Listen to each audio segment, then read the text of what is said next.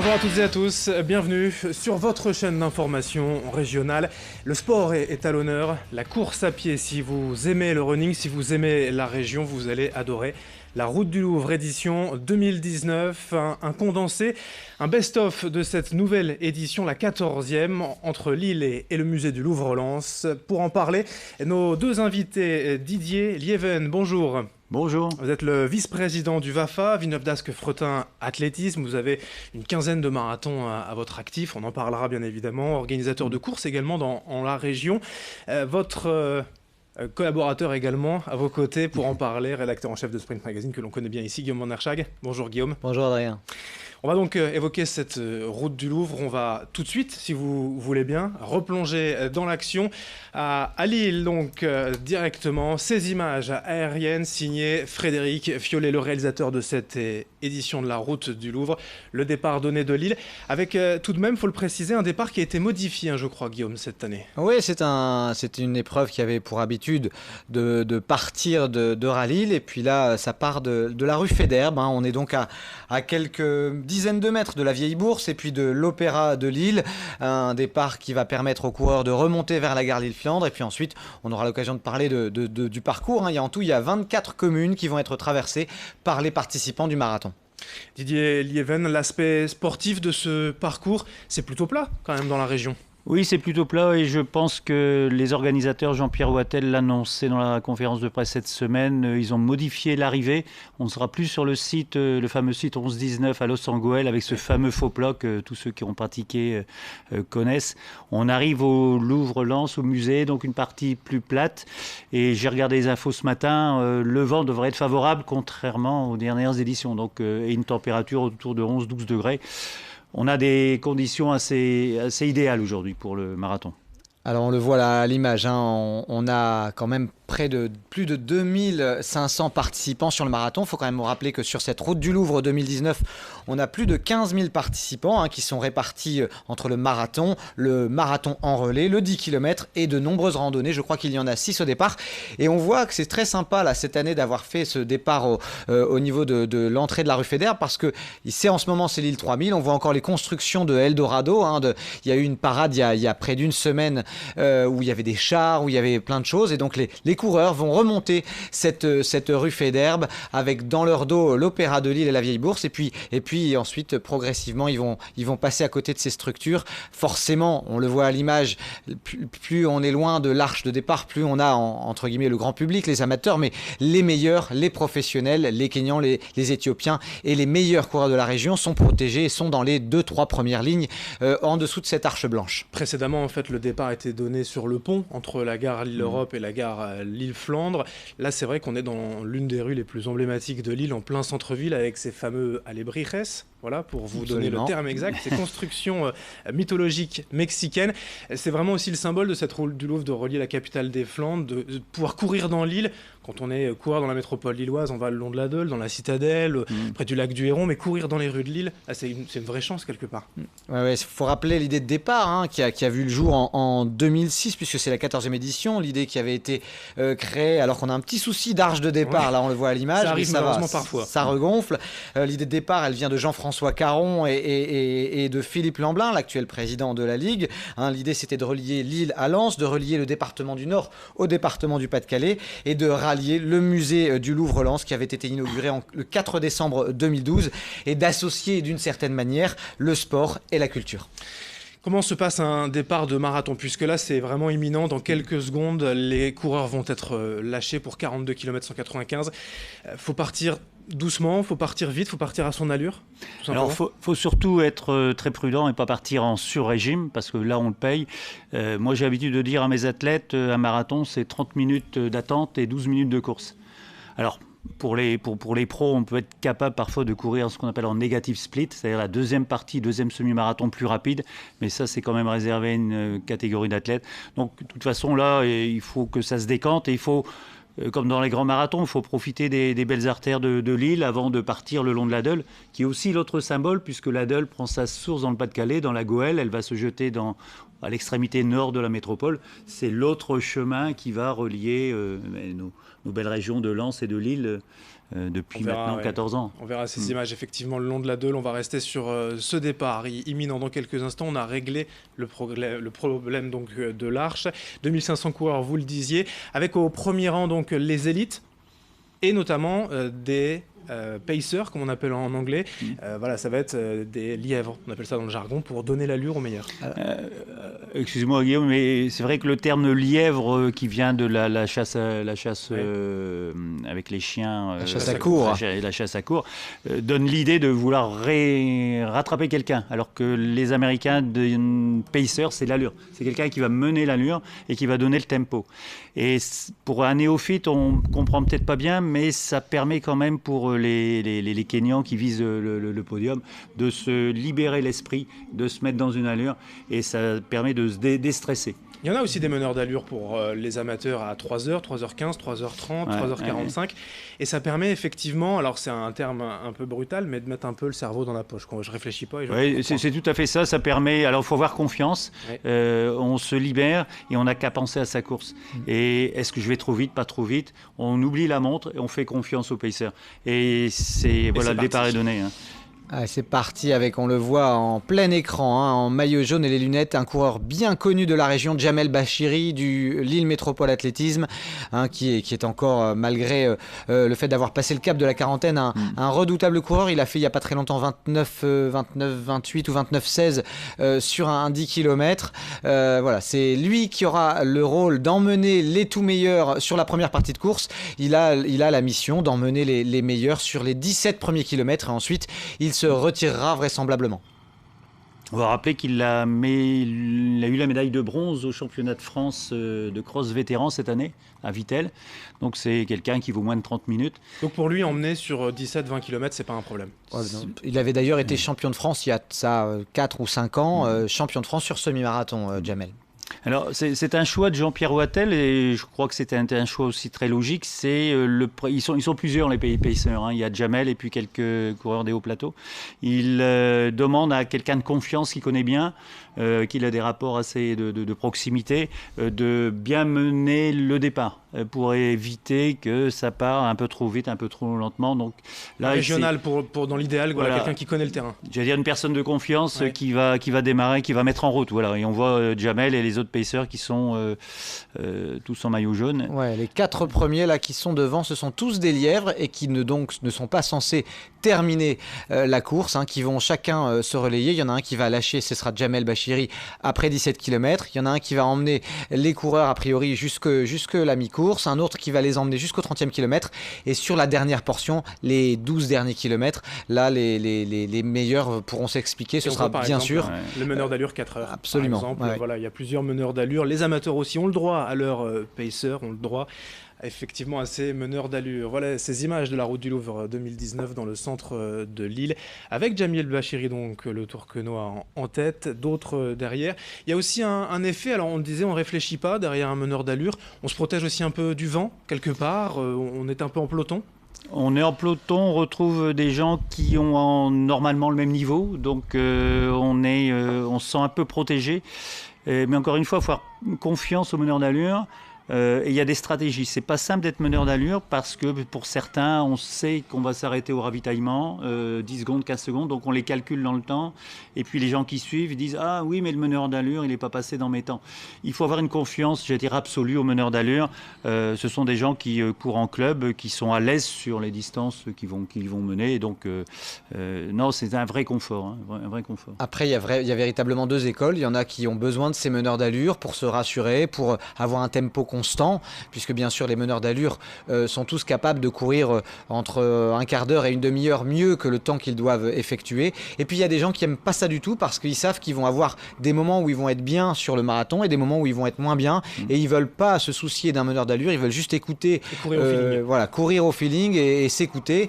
Et puis il y a encore une 3e école, il y en a qui ne se servent des meneurs d'allure que sur la fin du parcours. Ils partent en essayant d'être à l'écoute de leurs sensations, et puis sur la fin ils ont un objectif et ils savent que s'ils finissent devant tel ou tel meneur d'allure, ils vont peut-être atteindre cet objectif. Pour parler vraiment technique aussi, le meneur d'allure, on lui a demandé d'être à peu près en 1h05 au semi-marathon pour faire 2h10 à l'arrivée. Ça fait combien au kilomètre ? C'est du bon 19,5 km/h. Hein. Alors avec des passages, il y a un peu de déclivité, mais ce sont des athlètes qui sont entre 19 et 20 km/h aujourd'hui. Donc c'est pour ceux qui nous écoutent. Kilomètres. Ouais, c'est 3 minutes 2. Ouais. C'est 18 secondes au 100 mètres. Donc parfois on dit essayer de faire un 100 mètres sur une piste, essayer de courir en 18 secondes, il faut le tenir. Hein.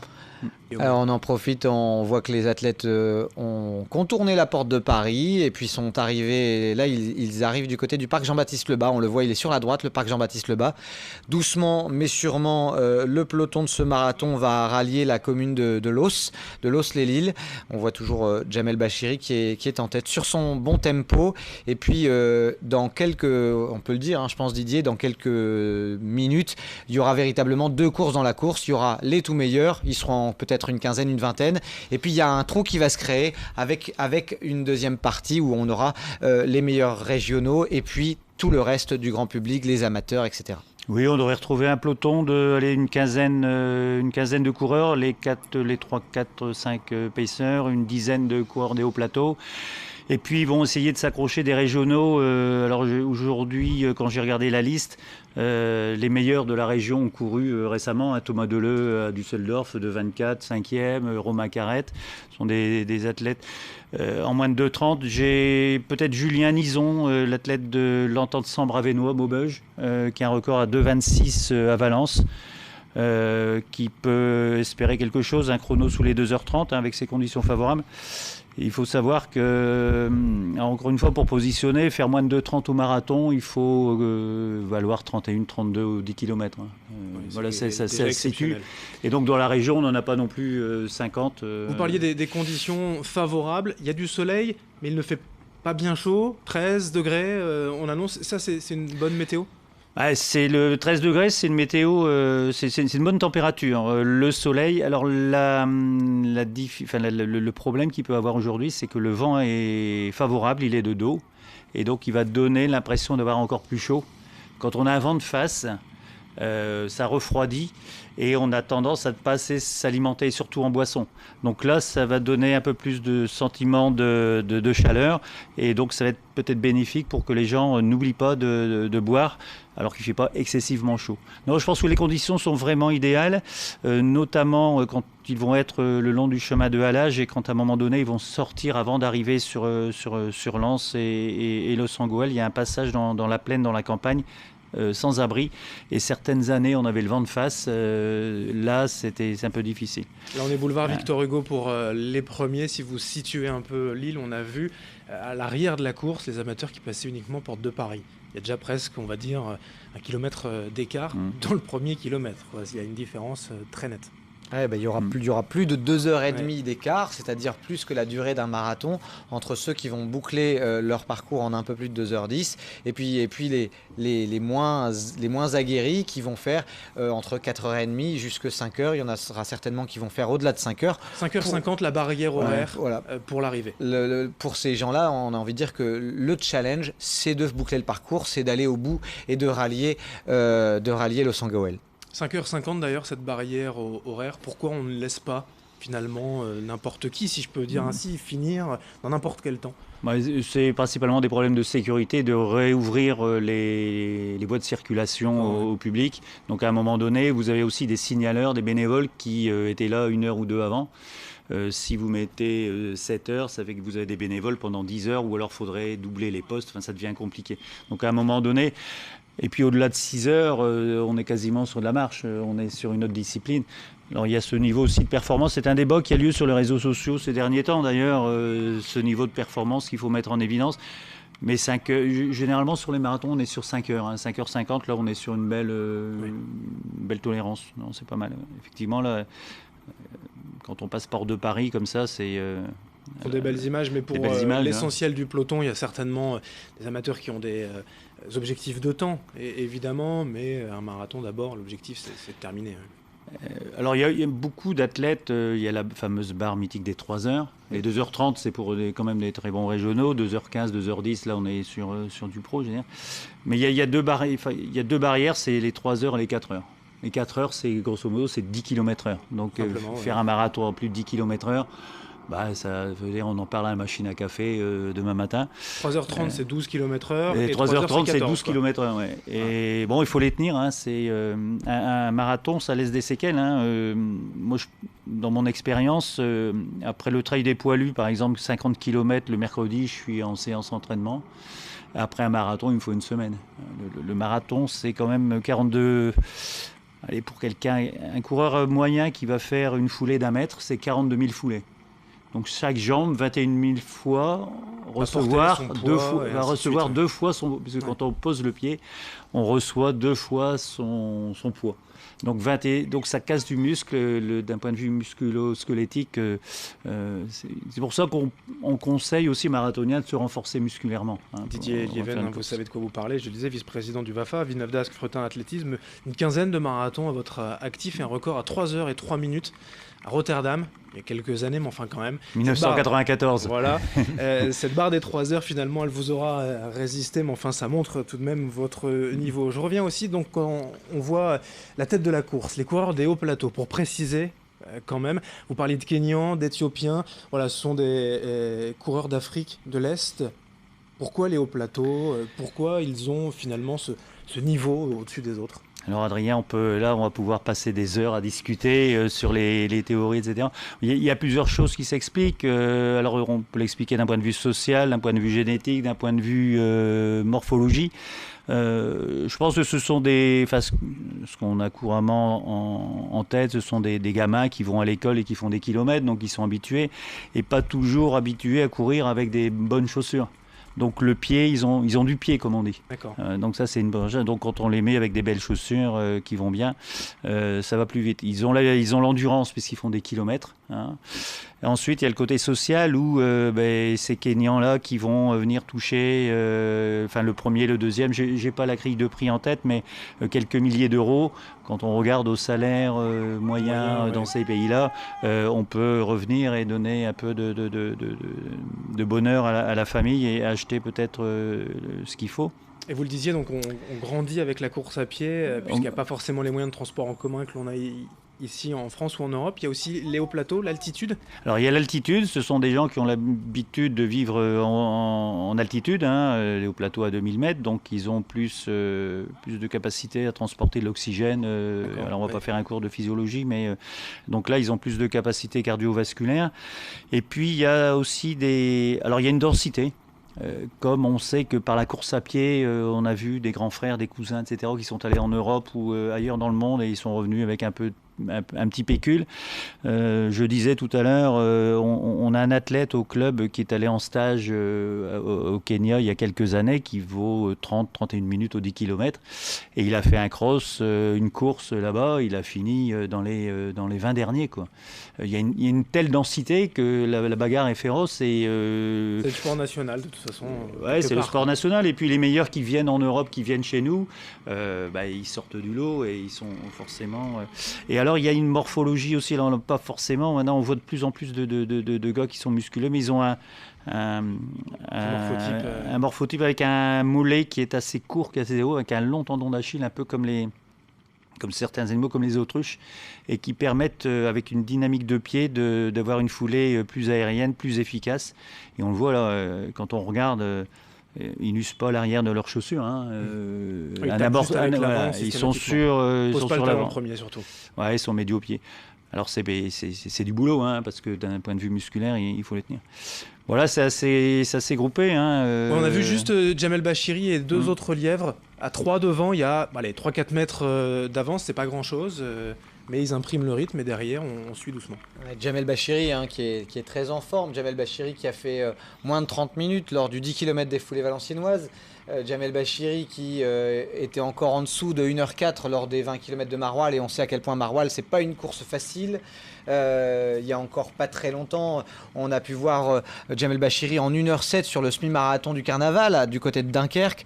Donc il est en forme. Et cette route du Louvre, il y a déjà participé à de nombreuses reprises. Il a été lièvre sur l'événement plusieurs fois et donc je pense qu'il va pouvoir respecter les temps de passage que le directeur de la Ligue, Jean-Pierre Wattel, lui a indiqué, lui a demandé. Oui, là on est à 13 minutes, on approche du 5e kilo, ils sont encore tous à l'aise, on n'est qu'au début de course. comme on dit, au semi-marathon, si on n'est pas encore à l'aise, c'est qu'on n'est pas prêt. Donc là, ils sont sur une allure de confort. Je n'ai pas les temps de passage qui ont été demandés à Jamel, mais je pense qu'effectivement, il va essayer d'emmener sur des bases de 1h05, 1h... Si on veut battre le record, le record est de 2h10 minutes et 35 secondes. Voilà, donc il faut imaginer passer en 1h05, voire un peu moins, quand même au semi-marathon. Ouais, ce qui est sûr, c'est qu'il devrait passer les 10 premiers kilomètres en moins de 32 minutes. On va le voir d'ici un petit quart d'heure. On saura s'il aura été dans le bon tempo. Mais en tout cas, il a largement la caisse, comme on dit dans le jargon, pour passer dans les bons temps de passage. Pour les amateurs que l'on voit là ici dans le centre de Lille, on parlait du départ tout à l'heure. Voilà, quand on n'a pas forcément l'habitude de courir, c'est son premier marathon, faut pouvoir trouver son allure malgré l'excitation, les gens qui nous applaudissent, les proches peut-être sur le bord de la route. Oui, alors c'est pour ça qu'un marathon, c'est toujours délicat pour quelqu'un qui sent sur le marathon un petit peu la fleur au fusil, parce que ça nécessite de connaître ses allures. Sans toujours regarder sa montre et de savoir qu'à cette allure-là, je suis à 10 km/h, 12 km/h, enfin chacun sa performance, et de pouvoir la maîtriser. Et surtout, de pouvoir rester en dedans. Parce que vous avez 42 km à faire, 3 heures, 3h30, 4 heures. Si vous n'êtes pas en dedans, la fin, ça va être mortel. Ça va en garder un peu sous le pied, et bien penser à s'alimenter. Ça oui, aussi. Alors bien penser à s'alimenter. Le risque est de se dire, je suis au 5e kilomètre, je suis très bien, mais parce que je suis parti, je veux dire, par exemple, à 10 km/h, alors que je tiens facilement 12 km/h, 1 heure sur mes footings la semaine. Et on se dit, allez, je pourrais aller plus vite, je suis super à l'aise. Et c'est là où il y a le danger, c'est de partir un peu trop vite et de ne pas avoir les réserves. Alors bien sûr, il faut... Alors les réserves, c'est les réserves de glycogène, lipides, etc. On ne va pas encore une fois faire de grandes physiologies, de grandes études de physiologie, mais ça se prépare avant les réserves, dans le foie, dans le sang, et puis il faut garder un peu de graisse parce que c'est... Et apprendre son corps lors des entraînements à mobiliser ce qu'on appelle les lipides. Et ce qu'on essaie d'expliquer aux gens, c'est que les entraînements, il ne faut pas toujours courir très vite. Il faut savoir courir lentement pour apprendre son corps à utiliser le lipide, les lipides, les graisses, qui sont plus énergétiques d'ailleurs que le glycogène. Ce marathon, c'est une belle fête populaire, on l'a dit, 15 000 participants sur les différentes épreuves, 2500 ici au départ, 2500 personnes quand même. Au départ d'un marathon, ce n'est pas rien. Le running est en pleine expansion, beaucoup de gens se mettent à courir, mais le marathon, il faut aussi quand même un peu s'y préparer. Vous le disiez, partir la fleur au fusil, ça peut être un risque de ne pas finir. Oui, et puis d'avoir une mauvaise expérience et de passer la ligne en disant plus jamais ça, voilà. Et d'être cassé pendant plusieurs jours, de ne pas savoir descendre les escaliers, de ne pas savoir monter dans sa voiture le lendemain pour aller au travail. Non, alors ça se démocratise beaucoup, les grands marathons montrent que presque tout le monde peut faire un marathon. C'est vrai, presque tout le monde peut faire un marathon, mais je vais tenter, est-ce que tout le monde peut réchapper d'un marathon, quoi. Donc ça demande de la préparation parce que ça casse de la fibre. Et en termes énergétiques, il faut s'en remettre, quoi. Et puis il faut savoir que le mois qui suit, il faut mettre la pédale douce et puis il faut être tranquille et pas vouloir rebouffer du kilomètre tout de suite, quoi. Alors on parlait tout à l'heure, Adrien, du fait que le peloton allait s'étirer énormément. Eh bien, on en a la preuve. Là, les meilleurs ont quitté Lille. Ils sont dans la commune de Los-les-Lilles. Ils vont approcher bientôt les communes de Embrun, de Don, alors que le commun des mortels, il y en a. On a aperçu là il y a quelques instants des coureurs qui étaient encore pas très loin de la rue du Sécarambeau, pas très loin donc de l'hyper-centre-ville de Lille. Donc c'est qu'il y a déjà un peloton qui est étiré sur plusieurs kilomètres. Et on voit là une partie du peloton qui est en train de passer au-dessus du périphérique lillois pour rallier la ville de Los. La Route du Louvre, édition 2019. Merci d'être en notre compagnie. Le meilleur de cette 14e édition du Grand Marathon Régional. On retrouve la tête de course et nos deux consultants, bien sûr, Didier Lieven et Guillaume Van der Schag. La tête de course qui approche des 30 minutes. On approche donc du 10e kilomètre. Ouais, on va voir dans quelques instants à quelle allure Jamel Bachiri aura emmené les meilleurs. L'occasion juste avant ça d'apercevoir cette arche rouge. Alors ça n'est pas l'arche des 10 km, mais c'est le début de la zone de passage de relais, puisqu'il y a aussi des concurrents qui participent à ce marathon. En relais, ils sont 4, et ils vont faire globalement 4 fois 10 km. Le dernier relayeur va certainement faire un petit peu plus, puisque on rappelle qu'un marathon c'est 42 km 195. Et voyez, voilà, là on entre dans la zone de passage de relais.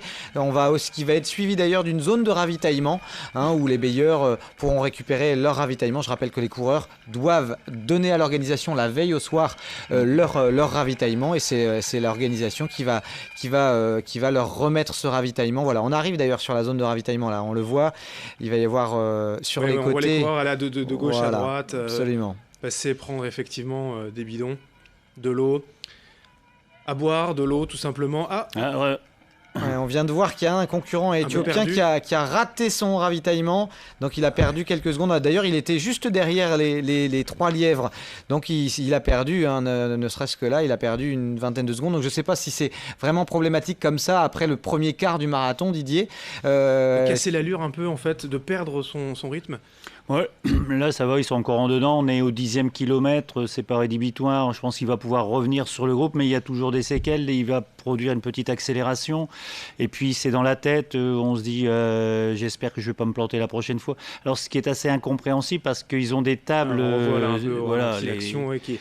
Ouais, il a cherché sur la gauche, il n'a pas trouvé là où était son ravito, il le cherche. Perdu, ouais. Oui, là c'est voilà, ou alors il y a un problème de communication, d'indication, mais ça n'avait pas l'air d'être très clairement indiqué. Normalement, les vedettes, les stars, ils ont une table rien que pour eux, avec leur petit drapeau, leur petit fanion, enfin un petit repère qui fait que ils le prennent au vol. Encore une fois, ils sont à 20 km/h, prendre un gobelet, c'est ça, c'est que revenir en arrière, repartir. Déjà, il revient. De ma modeste expérience, à 12 km/h, prendre un gobelet, même boire, on en met un peu à côté. C'est difficile de boire à 20 km/h, on boit que des gorgées par lampée, c'est très difficile. Tout à fait, ouais. En tous les cas, voilà, la réalisation est revenue sur ce petit incident de ravitaillement, ce qui nous a pas permis de voir les coureurs passer au 10e kilomètre.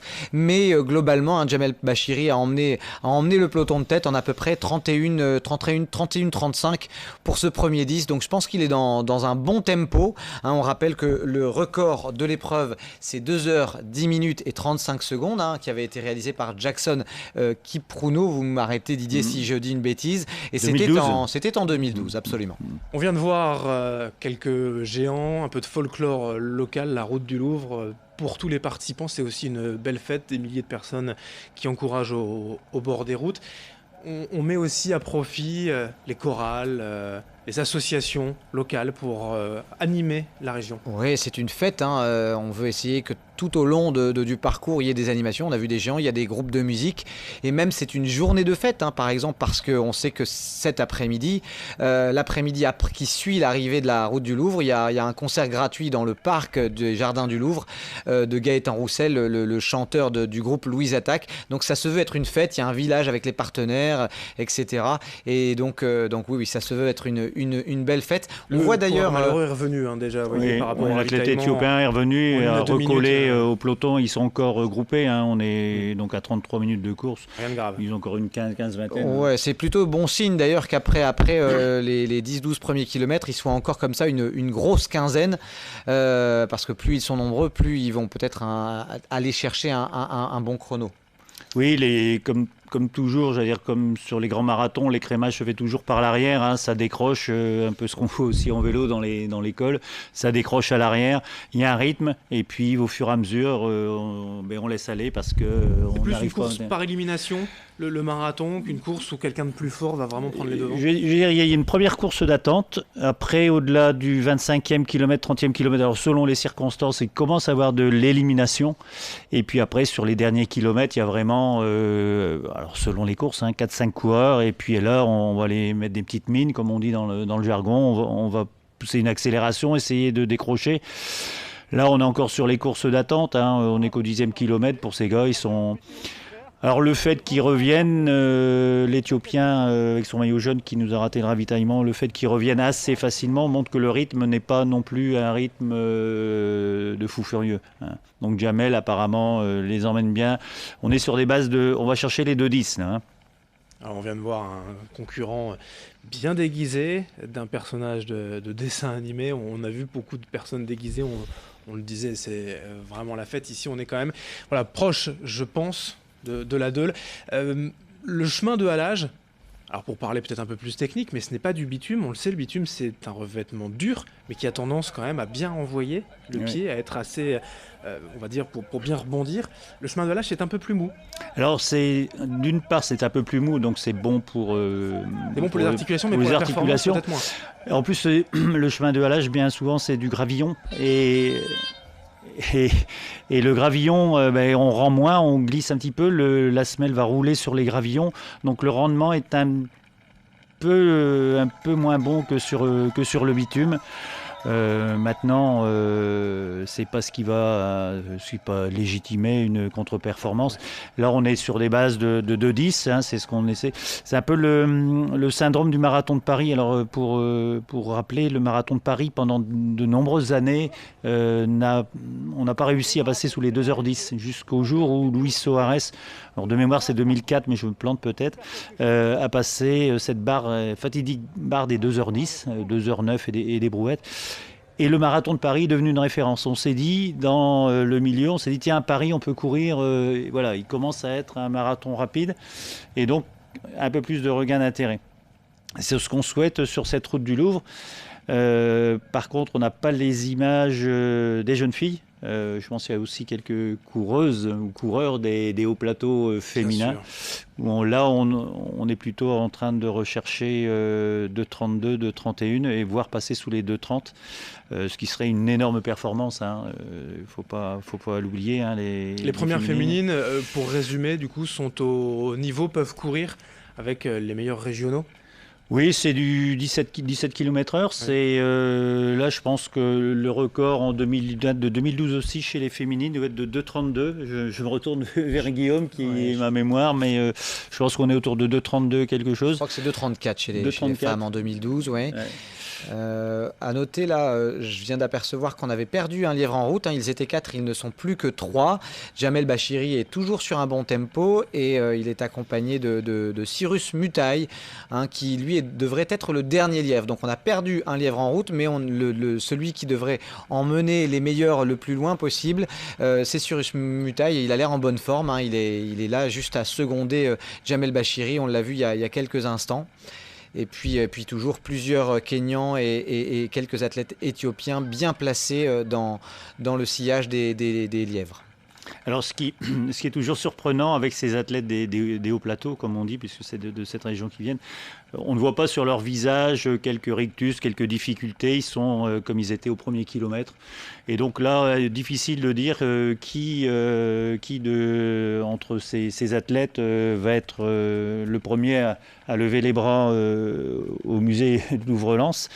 Quand même, à vous, l'œil de l'entraîneur, effectivement, là on est quand même sur le début de course, hein, même si on a déjà passé 10 km, mais on est encore dans le premier tiers, on va dire, par rapport à la position des jambes, la foulée, la position du dos, des bras. Vous arrivez petit à petit à déceler une fatigue ?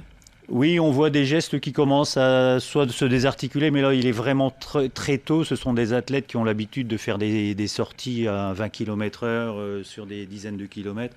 Donc là, c'est vraiment trop tôt pour déceler quoi que ce soit. Alors, ils ont tous leur façon de courir, le bras plus fléchi, plus relâché, le haut des épaules.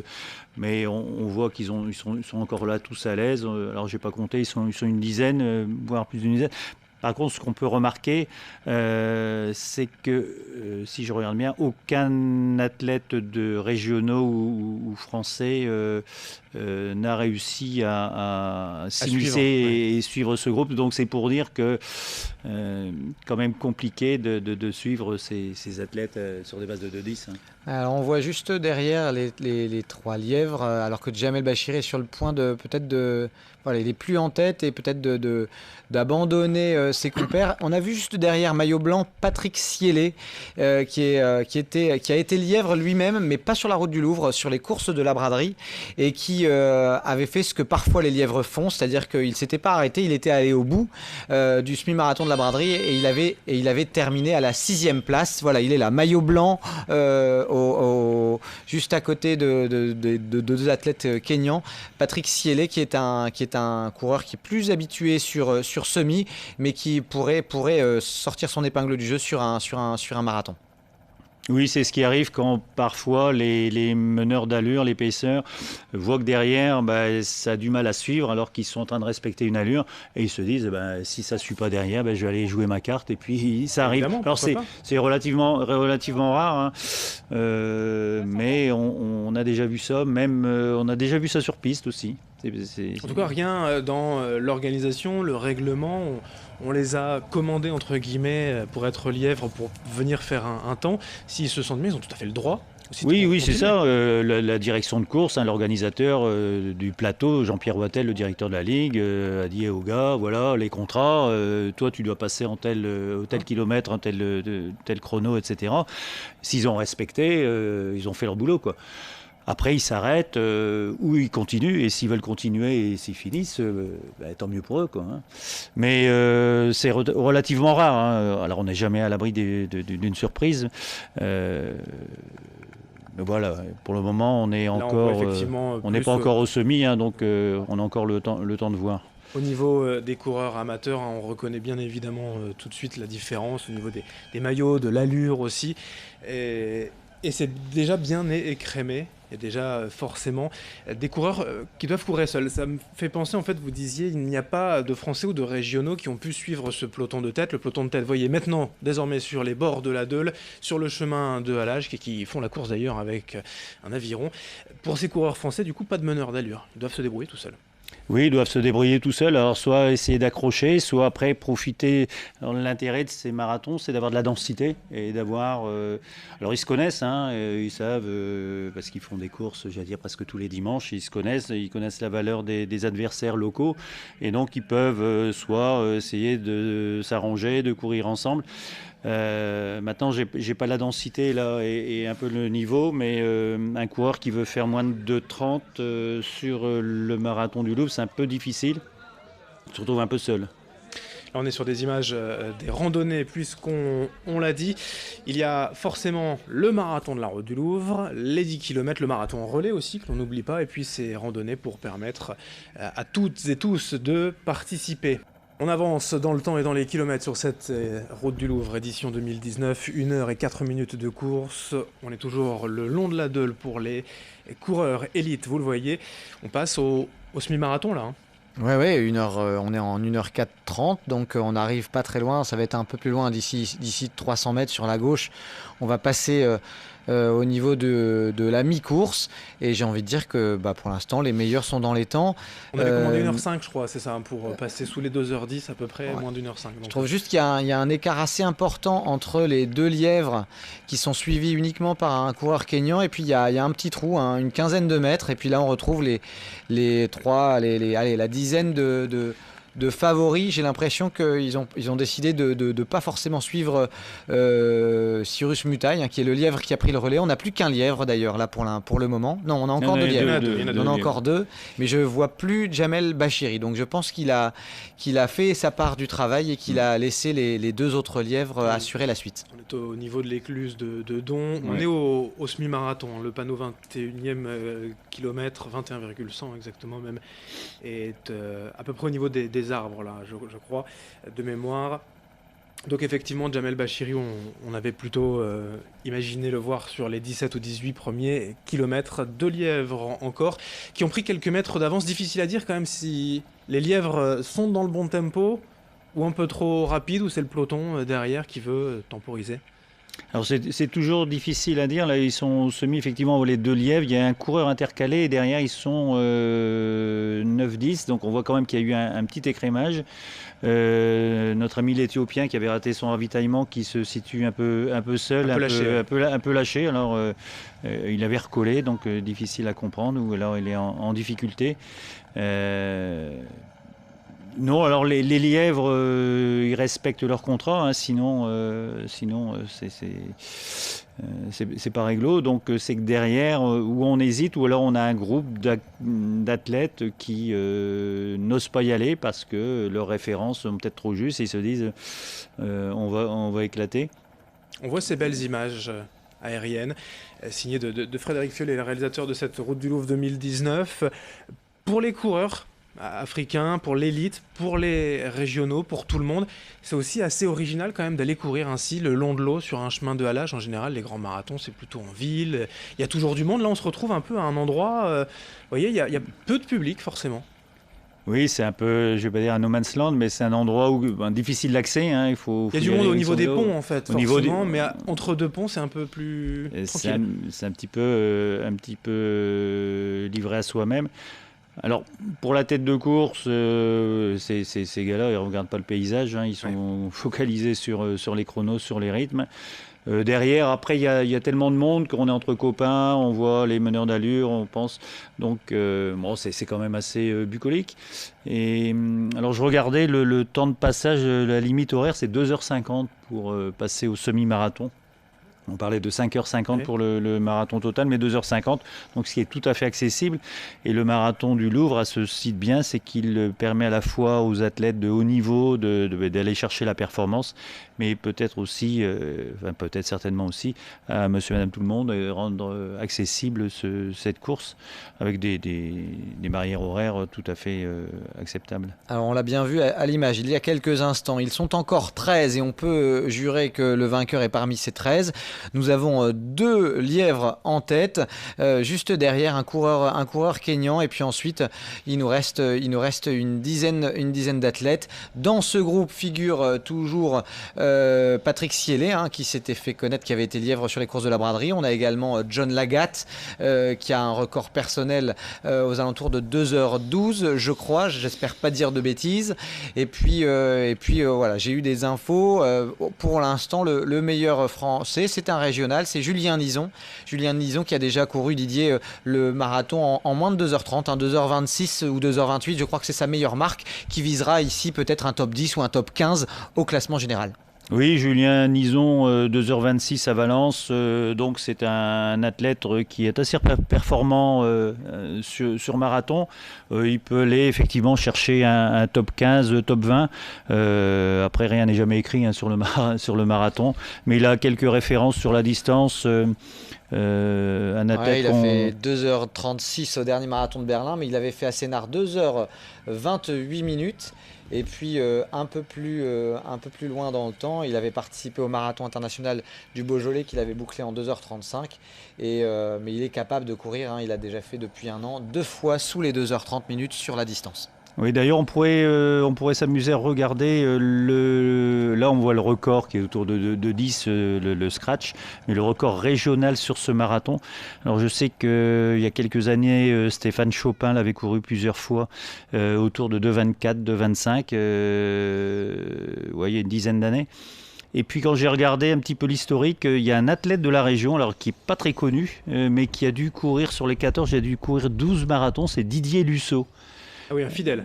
C'est un fidèle, Didier Lusso, il était licencié au biathlé, alors je pense que depuis 2 ans, on ne le voit plus dans les listes, mais je ne sais pas s'ils ont prévu un trophée pour les fidèles. Mais il y a quelques athlètes comme ça qu'on voit dans les classements de la région, mais qui sont fidèles et tous les ans, reviennent au marathon du Louvre. Qui une année d'ailleurs, je me souviens, puisque j'avais fait le 10 km, pendant les travaux au début, faisait un départ de Lens, du futur musée, pour se terminer à la Citadelle. On avait inversé le parcours une année, je ne sais pas si ça vous rappelle. Pour que ça descende plutôt que ça ne monte, oui. Oui, parce que le site d'arrivée, il y avait des travaux, on ne pouvait pas faire l'arrivée, et donc on avait fait un Lens-Lille, et on arrivait sur la Citadelle avec une fin de parcours du côté de Max Dormois, Colisée, Lambersart. C'est vrai que c'est la particularité aussi quelque part de ce marathon, ce n'est pas une boucle. Par exemple, le marathon de Paris, on part des Champs-Élysées, on arrive à l'Arc de Triomphe, quasiment, en tout cas avenue Foch derrière, il y a quelques dizaines de mètres pour rejoindre l'arrivée. Ici, partant de Lille et arrivé à Lens, il faut bien rentrer, il y a des navettes, il y a tout ce qu'il faut, mais c'est vrai que ça fait une ligne droite. Oui, Guillaume. Oui, on voit qu'il y a eu un regroupement, hein. Il y avait un vrai trou d'une trentaine de mètres entre les lièvres et puis la tête de la course. Et puis là, il y a eu un regroupement d'un coup, mais ils sont toujours, je crois, une douzaine d'athlètes. Et on voit que derrière ces 12 athlètes, il n'y a plus personne. On n'aperçoit même plus l'Éthiopien là, qui avait raté son ravitaillement. Donc maintenant, on en est sûr, le vainqueur de l'épreuve est forcément dans ce groupe-là. Alors à noter qu'il y a un lièvre, donc on les reconnaît, hein, on rappelle le maillot jaune, mais le deuxième lièvre qui reste en course, alors je ne sais pas s'il a du mal, on va peut-être revoir les images, voilà de notre ami éthiopien qui avait raté son ravito, qui a maintenant 150 mètres de retard. Mais apparemment le deuxième lièvre a du mal à suivre, il était en 4e, 5e position, il était en train de décrocher, on est au 23e kilomètre en 1h12. Voilà, ça c'est l'information. Donc 3 et 3, 6. On est sur les bases du record. On est à 1h5, 1h6, ouais, on tourne autour de 3 minutes, 3 minutes 2, voilà, 3 minutes 3. La tête de course, un rythme différent de celui des pêcheurs, évidemment. Voilà, il y a un rythme différent, mais le deuxième meneur d'allure, là, qu'on voit de dos, le maillot jaune, avec son dossard dans le dos, la pace. Ouais. Oui, il est plus dans le peloton que véritablement devant. Oui, et en tout cas, il n'est pas à sa place. Il doit être avec l'autre, et il y a un athlète qui suit le premier meneur d'allure, là, qui lui a l'air très bien. Et ça se demandait si derrière, s'il suit le tempo, derrière, on a du mal à suivre. Et normalement, on colle à la roue, hein, comme disent les cyclistes, on suce la roue, hein, cette expression un petit peu triviale, mais c'est bien ça, on est derrière. Alors on ne se protège pas du vent, parce que là, même si le vent a l'air d'avoir un peu... Alors justement, Didier, on parle beaucoup du phénomène d'aspiration, de se mettre à l'abri en vélo. Est-ce que c'est un phénomène qu'on retrouve en course à pied ou quasiment pas? C'est plus se reposer, se mettre dans la foulée de quelqu'un d'autre. C'est juste une aide psychologique, mais pas du tout une aide aérodynamique. Non, il n'y a pas d'aide. En deçà de 20 km, même en vélo, il faut commencer à être à 35 km/h pour commencer à avoir un phénomène d'aspiration. Là, c'est surtout du confort. Quand il y a du vent de face, c'est confortable d'avoir quelqu'un devant qui vous protège. Et l'intérêt, c'est aussi de tourner. Là, non, c'est vraiment un confort. On voit par exemple les derniers coureurs, ils se mettent dans la foulée, ils regardent les jambes, ils regardent le maillot devant et puis ils se laissent aller. De temps en temps, on regarde un petit peu devant pour voir s'il y a quelqu'un qui se décroche et s'il ne faut pas aller le rechercher. Mais là, on est encore en confort pour cette dizaine d'athlètes. On évoquait tout à l'heure, effectivement, de réfléchir à rien, de penser qu'à sa foulée, qu'à son allure. Il faut quand même un peu surveiller. Alors, on est qu'au 23e kilomètre, effectivement, il est trop tôt peut-être pour penser à des attaques. Mais à partir du 30, 35e, c'est une course, hein, donc il faut surveiller s'il y en a un qui part devant. Ouais. Je pense que là, jusqu'au 30e, on se laisse aller, on regarde un petit peu.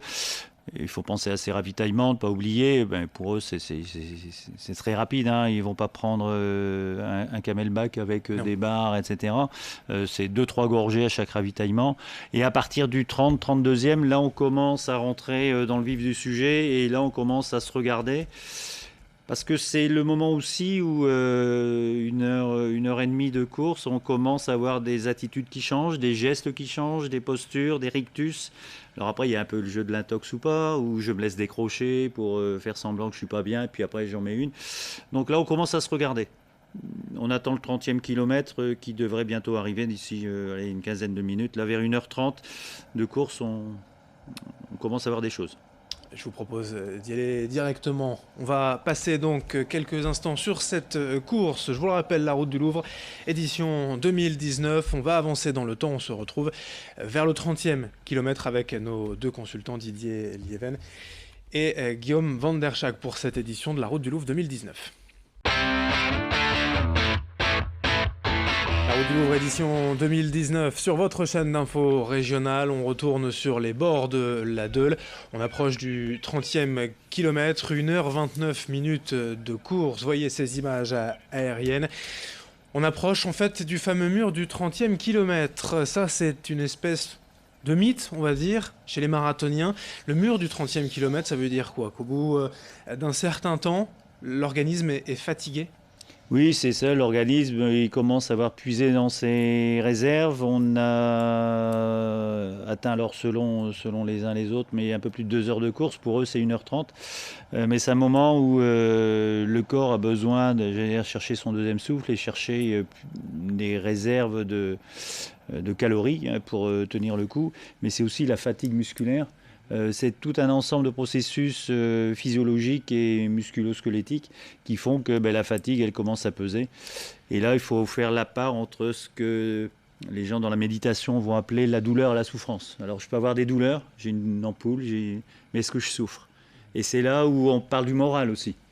On est au 29, donc dans 3 minutes, vers une 33, on approche du 30e kilo. Et on voit que la course est en train de se décanter puisqu'on a perdu sur la douzaine de coureurs qui étaient encore groupés. On en a déjà perdu 4, dont le lièvre qui était un petit peu en difficulté tout à l'heure. Il nous reste toujours le Kényan Cyrus Mutai ainsi que Patrick Siélé, le coureur dont on vous parlait tout à l'heure. John Langat est toujours de la partie ainsi que et moi j'en fais peut-être l'un des favoris, ainsi que Shedrack Kimayo, qui est un Kényan qui avait bouclé le marathon de Berlin en 2h12. En tous les cas, voilà, c'est en train de se dessiner là, Didier et Adrien, parce que regardez, on sent qu'il y a une légère accélération et ils sont plus que 1, 2, 3, 4, 5, ils sont peut-être plus que 6 à pouvoir jouer la gagne. Avec un coureur légèrement décroché, on le disait, c'est plus une course par élimination, personne n'est véritablement parti, mais un par un. Oui, voilà, on voit, Adrien, il y a un petit quart d'heure, ils étaient encore une dizaine, et là, en moins d'un quart d'heure, il y en a 5-6 qui ont décroché, ils ne sont plus que 5, et on voit que la course, là, s'est accélérée.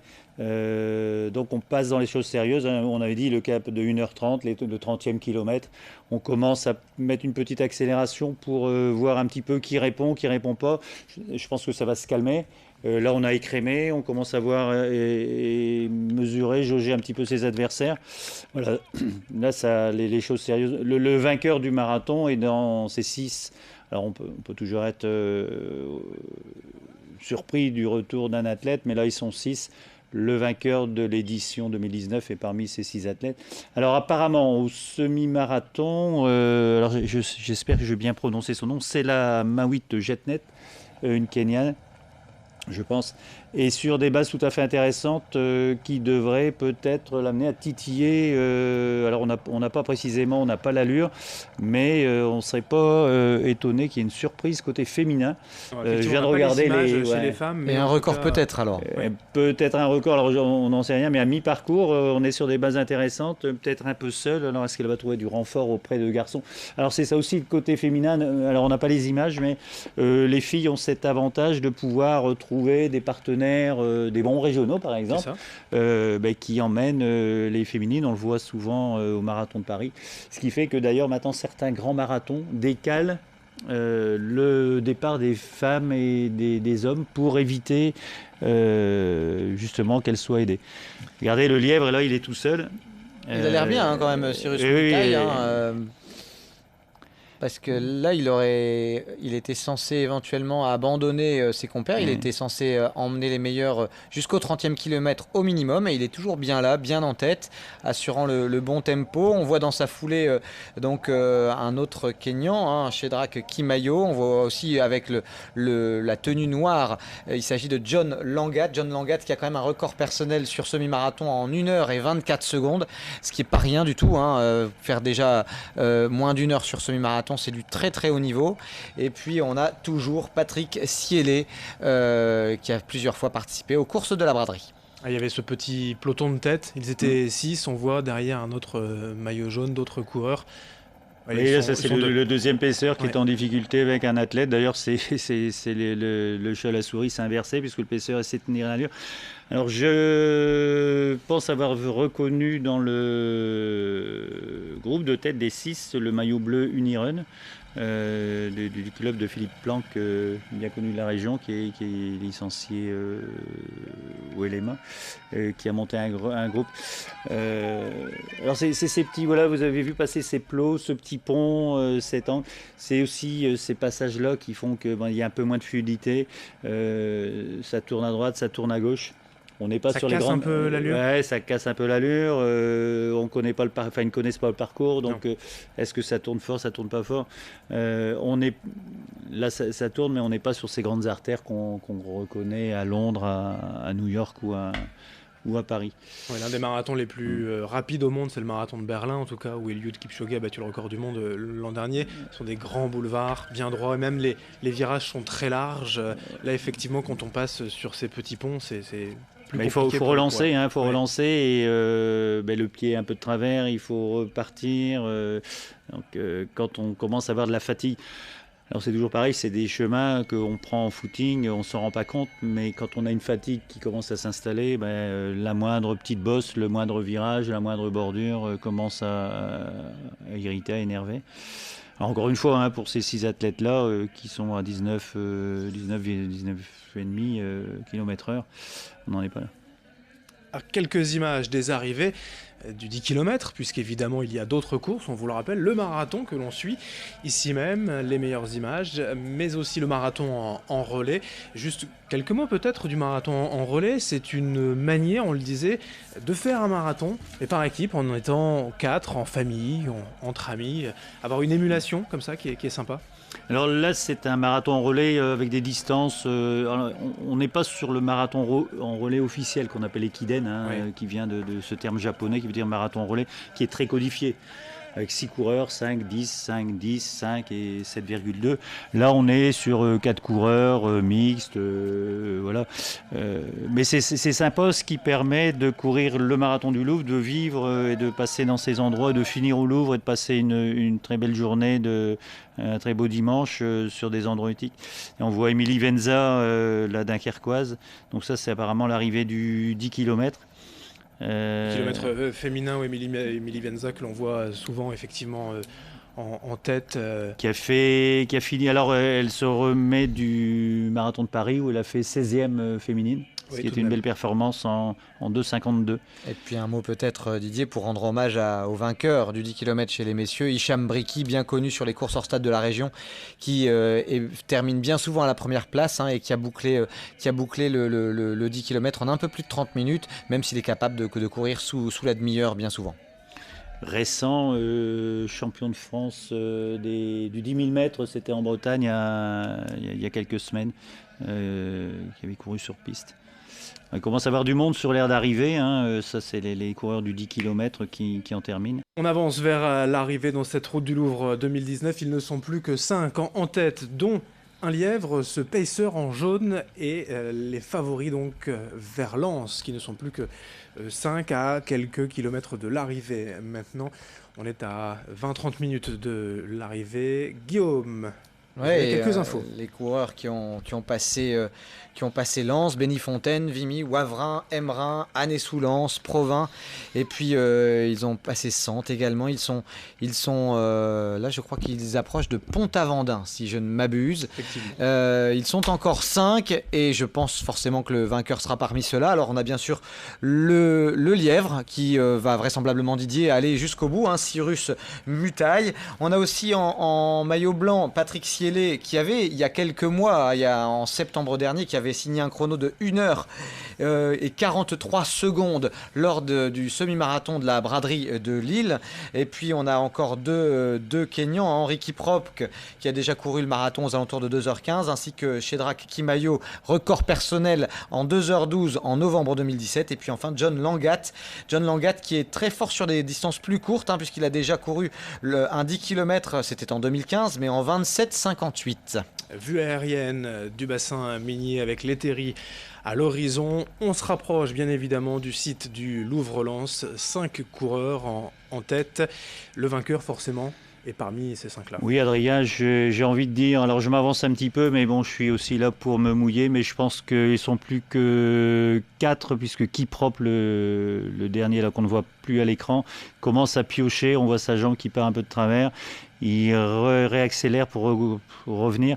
Ça commence à piocher pour lui. Les deux en maillot orange, là, semble... on est au 34e. Là, celui à gauche, là... bon. Et... alors on parlait d'un parcours plat, regardez, l'image ne trompe pas, au 34e. Alors moi je suis étonné que le lièvre soit encore là, donc je ne sais pas combien lui demander, si on a demandé d'emmener jusqu'au 35e. Généralement on ne demande pas à emmener jusqu'au 35e, aller jusqu'au 30-32. Après, les gars, ils font la course. 35e, qu'il soit encore là et qu'il n'y en a plus que 2 qui le suivent, même l'autre coureur maillot orange a des difficultés. Je ne sais pas ce que tu en penses, Guillaume, mais là, il y a le lièvre et 2 coureurs. Ouais, il y a un trou qui est en train de se faire. On voit qu'Henri Kiprop, en effet, a du mal, ne serait-ce qu'à rester au contact de son compatriote Shedrack Kimayo. Mais en même temps, ils n'ont pas du tout les mêmes références. Kiprop, lui, il a un record sur marathon à 2h17, alors que Shedrack Kimayo, lui, est capable de courir en 2h12 minutes. Moi, je suis impressionné. Alors, moi aussi, je suis là pour me mouiller. Je trouve que Patrick Sielé a l'air très bien, le maillot blanc. Et puis John Langat, qui fait un petit peu l'accordéon. C'est marrant, cette manière de courir. À certains moments, il s'est laissé décrocher, puis à d'autres moments, il revient coller dans les basques du lièvre. Et puis toujours ce lièvre, Cyrus Mutaï, qui nous impressionne, on peut le dire, Didier et Adrien. Il va peut-être aller jusqu'au bout. Je suis pas spécialiste, mais effectivement, on voit avec le short bleu les épaules qui bougent un peu plus désarticulées là quand même. Oui, si on se prenait le temps de revenir 1 heure plus tôt dans la course, il n'était pas, je vais pas dire désarticulé, désarçonné.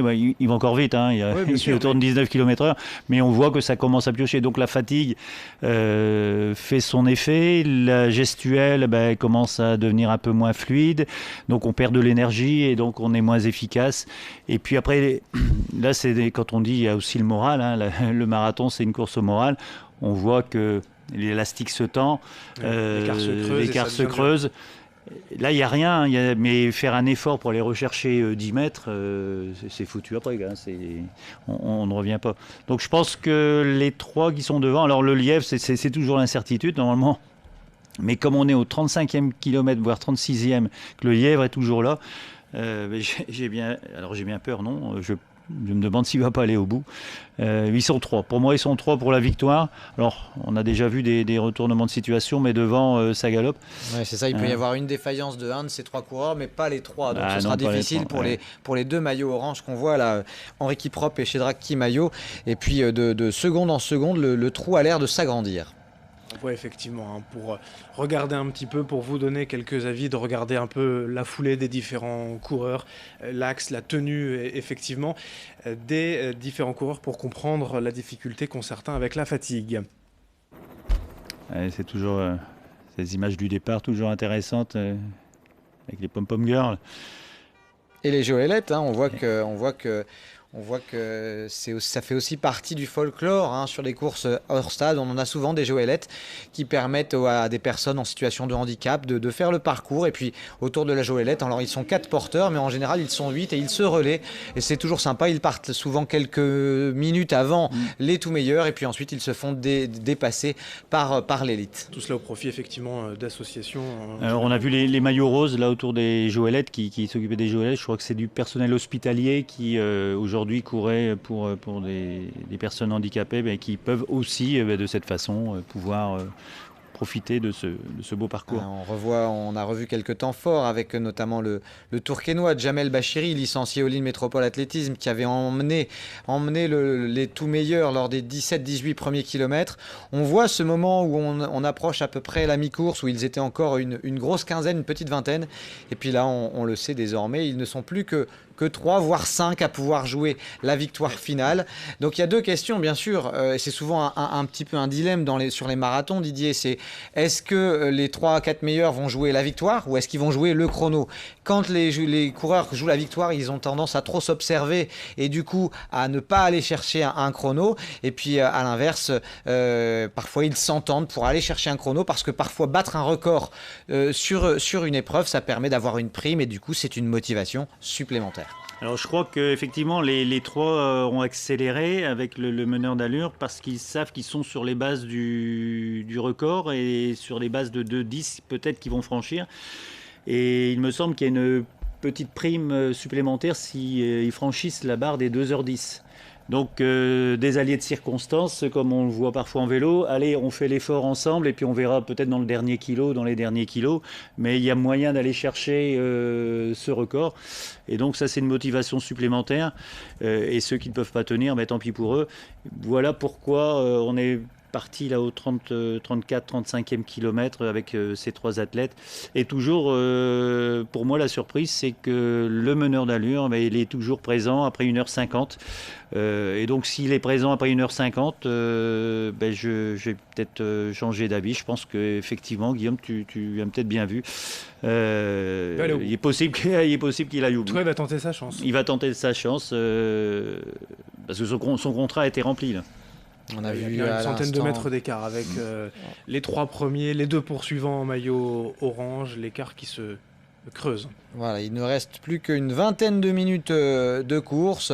On voit en effet, on a vu une vue aérienne, on approche doucement mais sûrement de Los Angeles. 20 minutes de course, tout peut se passer en 20 minutes j'imagine, mais on sait déjà que là, on le voit à l'instant, 36e kilomètre. Pour ce coureur attardé en tout cas. Voilà, donc ça veut dire en clair qu'il reste 8 kilomètres.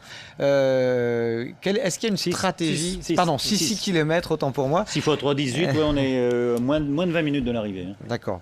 On a vu aussi sur les 3 premiers John Langat qui était légèrement décroché. Alors on va, je pense, retrouver l'image dans quelques instants. Ils étaient 3 devant. On voit que clairement sur le visage de ce coureur, ça devient difficile. La fatigue qui marque les esprits, qui marque les traits de son visage. On voyait le meneur d'allure. Alors lui, le lièvre, effectivement, il fait sa course. Il est toujours devant. Et John Langat quelques mètres derrière. Oui, mais le meneur d'allure est toujours sur des bases de 2h10, 18 minutes, là on est sur des bases de 2h10, donc il fait son boulot.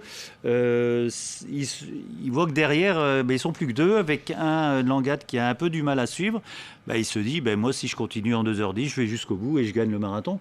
C'est pas de ma faute si derrière, quelque part, donc si elle a l'air encore bien, elle a l'air impassible. Un peu difficile pour Langat, mais là on est sur là ça remonte, on voit ça remonte, là, un petit faux plat montant. Et puis c'est toujours difficile à dire, est-ce que finalement le meneur d'allure, le lièvre, veut tenter sa chance et donc accélère, ou au contraire, voilà, Langat reste dans son allure, lui ne s'affole pas, il est dans son allure, il ne veut pas accélérer trop vite. Il y a cette différence. Oui, il s'est dit, je vais pas suivre l'accélération parce que je vais me griller, je vais peut-être faire un tampon. Je vais laisser partir, puis je vais revenir tout doucement, progressivement. Ça peut être aussi une stratégie de course. À ce moment-là, difficile de le voir sur son visage, mais il est peut-être en train d'amortir l'accélération. Là, on voit les écarts. Il y a quelques mètres entre les 3 premiers. C'est une partie aussi qui était en faux plat montant. Vous voyez, le lièvre, il commence à se détacher. Est-ce qu'on ne va pas être au départ d'une belle surprise ? Sachant que c'est tout sauf un spécialiste du marathon, c'est plutôt un coureur habitué des semi-marathons. Il a d'ailleurs un record sur semi-marathon en 1h, 2 minutes et 53 secondes. Il a déjà été capable de courir en moins de 29 minutes sur 10 km. C'était en 2018, le 7 octobre dernier, à Utrecht, aux Pays-Bas, où il avait couru en 28,49. Il a ce Cyrus Mutail qui a l'air d'être parti pour peut-être l'emporter. Pour l'instant, rien n'est fait. Il n'a que 26 ans. Il est né le 8 janvier 1993, le lièvre.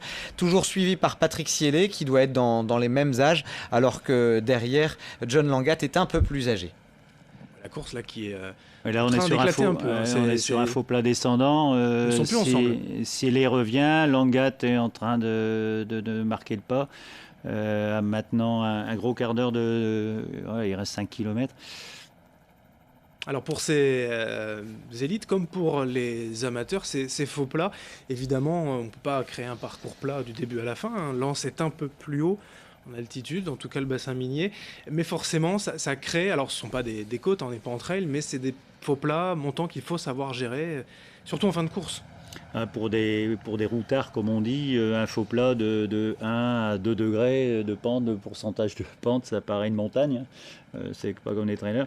Mais là, on est au 35-36e kilomètre.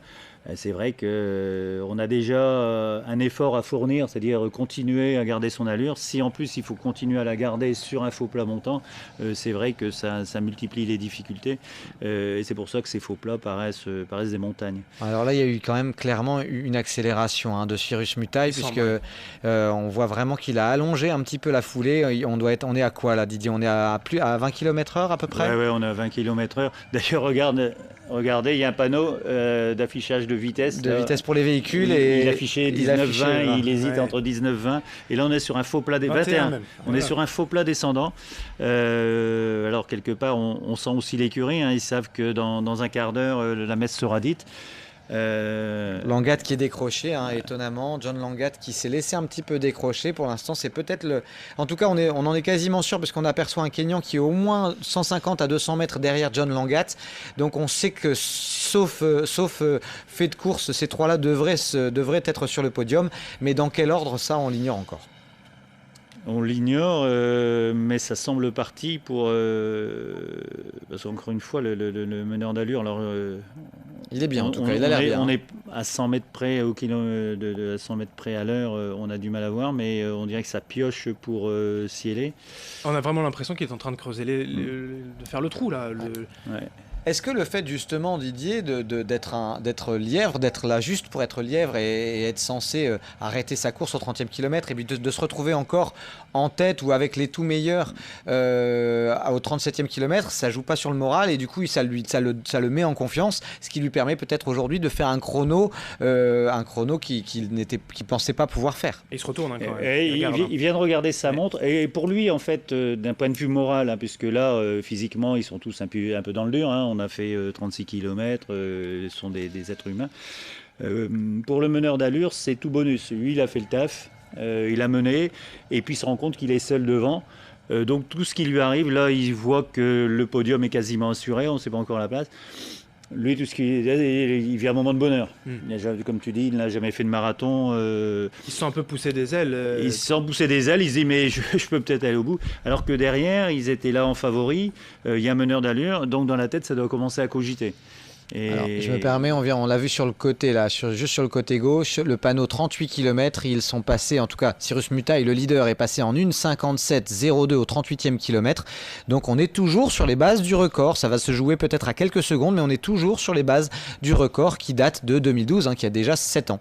Le record exactement 2h10 minutes. 2h10 minutes et 35 secondes. Jackson, que je vous dise pas de bêtises, Jackson Kiprono, qui l'avait réalisé en 2012 avec un parcours qui était un peu plus exigeant, un peu moins roulant, notamment sur le dernier tiers du parcours. Oui, là, à 20 km/h, c'est 3 minutes au kilo. Donc, tu dis 1,57, 4 kilos, 12 minutes, 1,57 et 12. On est à 2,09. Effectivement. Plus les 200 mètres qui restent, les 195 mètres exactement. Donc, on est au moins sur des bases du record. Le record est en train de trembler, ça, on peut l'affirmer. La barre des 2h10... ça sera trop juste. À moins... Ça me paraît un peu juste. Je connais pas exactement la fin de parcours. Est-ce qu'elle tournicote? Est-ce qu'elle est bien plate? Il y a quelques serpentins dans les parkings autour du Louvre-Lens, effectivement. Oui, on voit là, ça tourne. Il faut musculairement, il faut résister.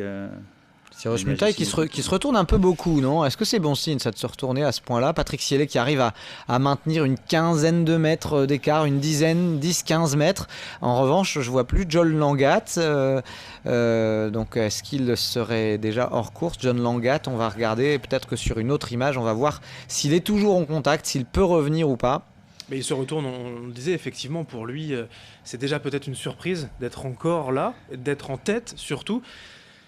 Ouais, il est là, on le voit. John Langat, il est 25 mètres derrière Patrick Cielé, qui lui-même est une quinzaine de mètres derrière Cyrus Mutaï. Mais les allures sont, les gestuels sont encore propres. On voit le pied qui remonte encore haut derrière. Il regarde sa montre.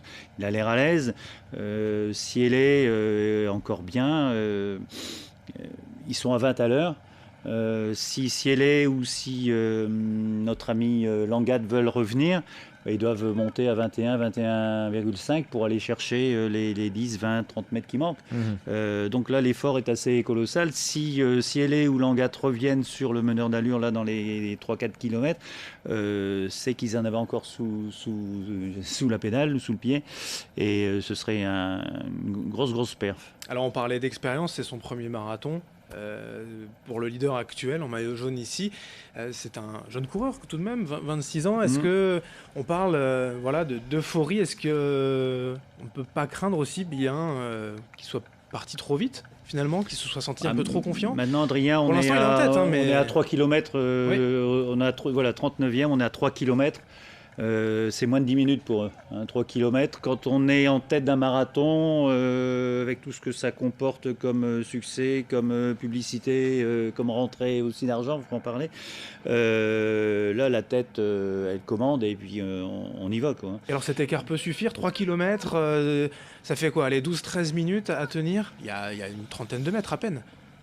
Oui, oui, mais j'allais dire, il a l'air bien. Je veux dire, ça dépend plus des suiveurs, du deuxième, du troisième, de Siélé et Langat, si eux sont capables d'aller le chercher. J'ai le sentiment qu'il faiblit un tout petit peu Cyrus Mutail, il n'arrête pas de se retourner et Patrick Siélé est toujours au contact. Il y a le trou ne grandit plus.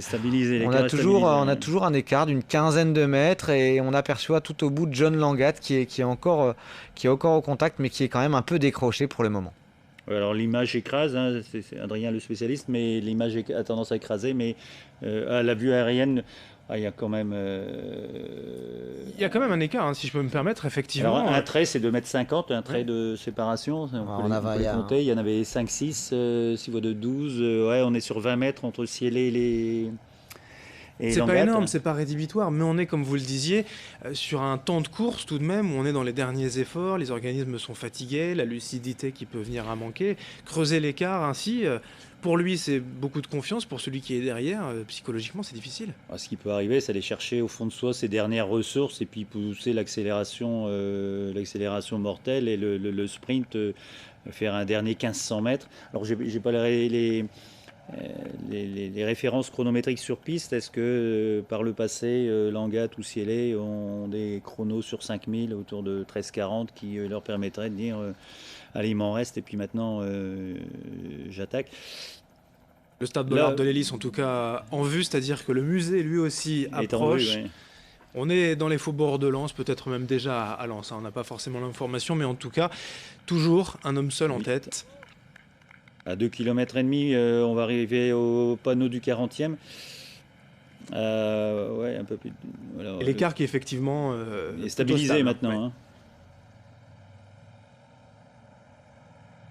Un homme en tête, donc je vous le rappelle, c'est un meneur d'allure, un lièvre, un pacer, comme on dit en anglais.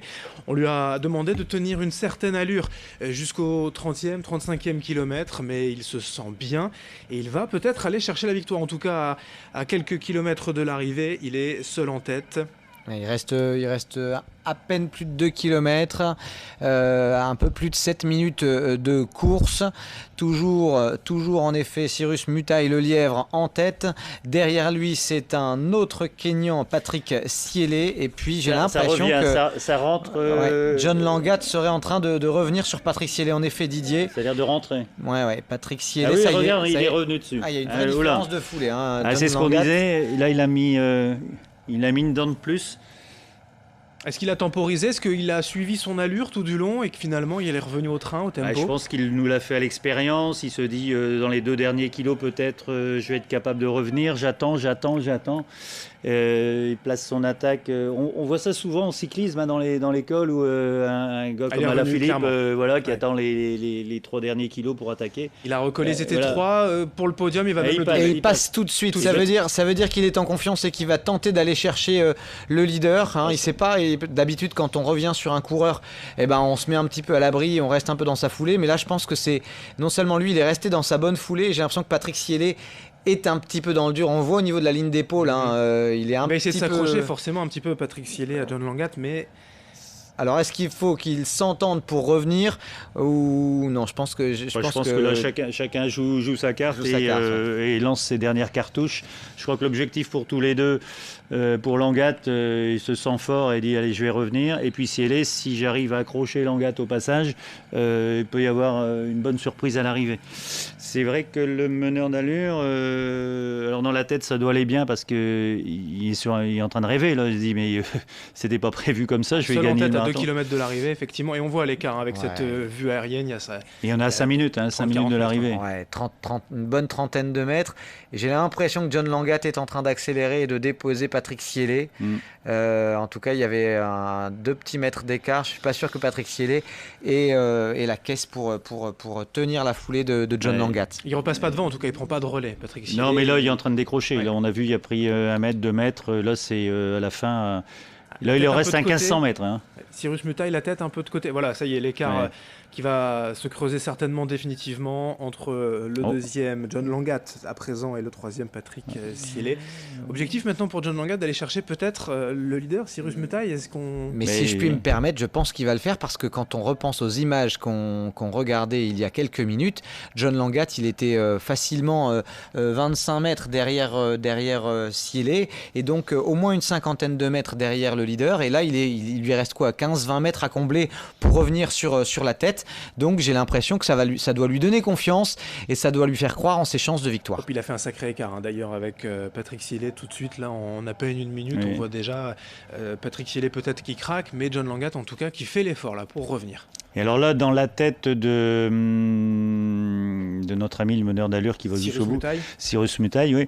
Il le sent, hein. Je pense qu'il voit les motos qui se rapprochent, il le sent, il doit entendre peut-être la foulée, même si ces athlètes, on ne les entend pas courir.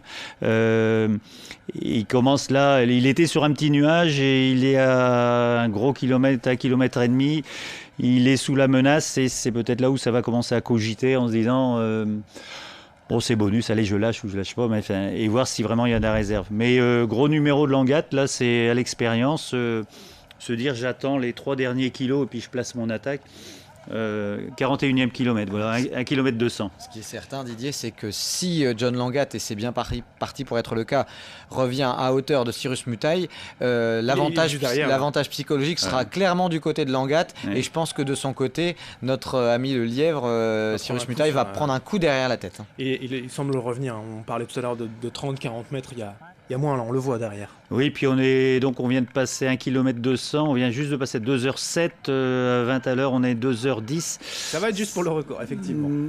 Le record c'est jouable, les 2h10, je le vois pas. Je vois pas passer sous les 2h10, c'est dommage, mais on devrait être pas loin. Enfin, il va le... Ouais, il l'a rattrapé. Il va le déposer. Hein. Ouais, effectivement, là on voit quand même la différence... Au niveau des bras, hein, déjà... Ouais, et la fréquence, regarde la fréquence. John Langat en noir, qui est donc revenu, on le pensait décrocher, 3e, et on ne le voyait plus aux images. Eh bien, John Langat qui est revenu sur le pacer, le lièvre Cyrus Mutail. Peut-être se repose-t-il quelques instants, il va le dépasser. Il file vers la victoire. Là, ça y est, il le passe. Et on commence à moins que Cyrus Mutail arrive à accrocher sa foulée, mais j'en doute. Non, il n'y arrive pas. Non. Là... Comme vous disiez, psychologiquement, l'écart qui se creuse instantanément. Ouais. Non, il est en fréquence, il est encore bien. Et Mutail est en train de piocher. Alors, à nos amis spectateurs, on peut leur dire, et spectateurs sportifs, on peut leur dire que, vous voyez, jamais une course n'est terminée. Langat, je m'étais plus forcément habillé dessus au 35e, et puis voilà qu'il part pour, là, c'est fait, là. Regardez, remporter le marathon du lot. Hein. Il y a déjà 20 mètres. Ouais, là, on peut dire que c'est fait pour la victoire. Il reste à savoir le chrono. Mais pour la victoire, ce devrait être John Langat, athlète kényan, qui a déjà couru le 10 km en moins de 28 minutes, 27,58. C'était aux Pays-Bas en 2015. L'arrivée de cette route du Louvre 2019 sur votre chaîne d'info régionale avec nos consultants Didier Liévin et Guillaume Van der Schaag. On va retrouver ces images, la fin de course, dernier virage à gauche et on file vers l'arrivée. Avec un vrai tour de force de John Langat qui était distancé il y a 2-3 km et qui est en train qui est revenu très fort. Voilà, il leur reste 200 mètres à parcourir et ça va être c'est une légère montée pour dire aux téléspectateurs quand même, c'est une petite montée, un léger faux plat montant. On ne passera pas sous les 2h10, mais on est à 20 secondes du record de l'épreuve. Il faut qu'il franchisse la ligne en moins de 2h10 minutes et 35 secondes et c'est bien parti pour. Ça va se jouer à peu de choses là puisqu'on était dans les 200 un petit virage à gauche et il sera arrivé. Ouais. Il doit rester quelques mètres à peine. Il lève les bras. Voilà la victoire donc de John Langat, 2h10 minutes et 34 secondes. 33-34. Record de l'épreuve. Par Jean-Pierre Wattel et notre ami le meneur d'allure Mutail qui fait deuxième. Qui fait deuxième mais dans la difficulté parce que Patrick Sielé arrive vraiment juste derrière. On l'a aperçu. On aurait pu croire, effectivement, vu la démonstration de force de Cyrus Mutail, le meneur d'allure, qu'il allait l'emporter. Mais dans le dernier kilomètre, ça s'est vraiment joué dans les 5 dernières minutes. Une belle arrivée pour cette route du Louvre 2019. C'est John Langat qui s'impose. Ouais, avec un autre Kényan, Shedrack Kimayo, qui bat son record personnel en 2h11 minutes et 12 secondes. Voilà pour ces images d'arrivée depuis le musée du Louvre-Lens, puisque ce marathon de la route du Louvre se termine 14e édition avec la victoire, donc je le rappelle, de John Langat, victoire de l'épreuve en 2h10 minutes et 34 secondes devant Cyrus Mitaille et Patrick Sielé. Un mot des femmes ? Un mot peut-être juste sur le 10 km, parce que Hicham Briki chez les hommes a remporté l'épreuve en 30 minutes 27 et Julie Sylvain a également battu le record du 10 km chez les femmes en 35 minutes 35 secondes. Et chez les féminines, sur le marathon, là aussi, un nouveau record féminin signé par une Éthiopienne, l'Éthiopienne Jetnet, qui a fait mieux qu'en 2012. J'ai pas le chrono exact. 2h31 minutes et 35 secondes. Ouais, voilà, 2h31 minutes, donc elle a battu le record de 2012 de près de 3 minutes. C'est une très jolie performance. Encore une belle épreuve, cette route du Louvre 2019. On a battu le record, l'objectif encore, ça restera de passer sous les 2h10. Ce serait alors une très belle épreuve, effectivement, Adrien, Guillaume. On a eu du suspense avec ce meneur d'allure, le retour de Langat, comme quoi une course n'est jamais finie. Une belle épreuve, des conditions qui étaient quand même favorables. Et oui, je pense que les organisateurs vont dire allez, 30 secondes, c'est rien sur 2h10. Mais bon, l'année prochaine, certainement. Et puis, toujours une belle effervescence populaire. On a vu des marcheurs, de l'ambiance dans les villages. Enfin, la 14e route du Louvre a été encore une fois un beau dimanche, une belle épreuve. L'épreuve a de beaux jours devant elle, bien sûr. La route du Louvre 2020, on l'attend avec impatience. Merci à tous les deux. Guillaume Van Erschag, rédacteur en chef de Sprint Magazine, et Didier Lieven, vice-président du VAFA, d'être venu aujourd'hui sur notre plateau pour commenter cette route du Louvre 2019. Merci à vous de nous avoir suivis. Restez en notre compagnie, d'autres infos à suivre dans un instant.